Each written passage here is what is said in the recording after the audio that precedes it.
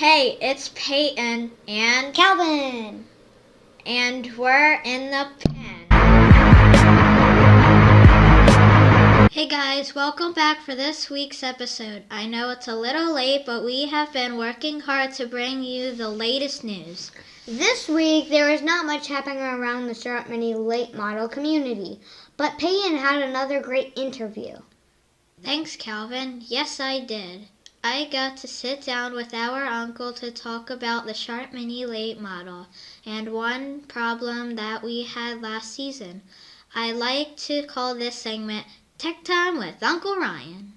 Hey guys, this is Tech Time with Uncle Ryan. How you doing?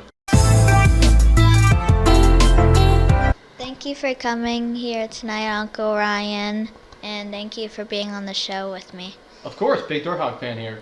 Uncle Ryan, I know you love motorsports. Tell me about your motorsport hobbies.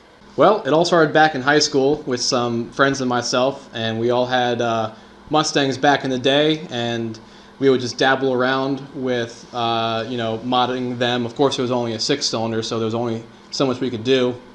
Fast forward a couple years, and I went to college to Virginia Tech for mechanical engineering, and for my senior design project was building a hybrid electric vehicle for General Motors with the 2013 Chevy Malibu. And in college, I purchased the car I have now, a 1992 Ford Mustang, and still have that today. It's been about 10 years since I've had that. I used to play around with drag racing the car, and then just ended up breaking way too many things. Clutches, been through tires, engine parts here and there. And then so now I do autocrossing and currently building that for that sport right now. Basically just parking lot cone driving. Tend to be more of a driver-centric sport rather than a vehicle-centric sport. And I do tend to break less parts doing that too. So that's where I'm at today, and I still use my mechanical engineering degree, but in something not automotive related. Wow, Uncle Ryan, I didn't know you did all those things. Yeah, so I love autocrossing. Why don't you tell me a little bit about the Sharp Mini late models? Our cars are raced on dirt. We run in a spec class where you can't do anything with the motor, shocks, tires. There are over 165 cars running all over the nation, and more being built every day.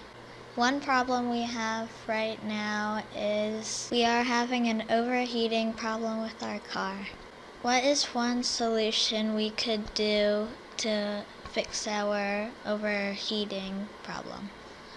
I would just check to make sure that the heat is not recirculating inside of the engine bay, and that the air that is coming into the engine area has a chance to escape as well. That could probably be one of your major causes there. We have heat building up in here and it has nowhere to go. Uncle Ryan, what can we do about that? Alright, so when this car is fully outfitted with all its body panels, you've got one large body panel coming from the front of the car here all the way back and all the way up top here. So when you get air that's entering from underneath the car or through all the little gaps, it's just sitting here recirculating and whatnot, and it has nowhere to go, and it's causing all your heat problems. And this panel up here, and maybe some areas in the back here, you need to add some ventilation for that air to escape. So this could literally be as easy as adding some slots or holes or any other sort of ventilation up top here in this panel, and then the panels in the rear as well. So Uncle Ryan, what happened to your arm? Well, I unfortunately broke my wrist snowboarding about a month ago.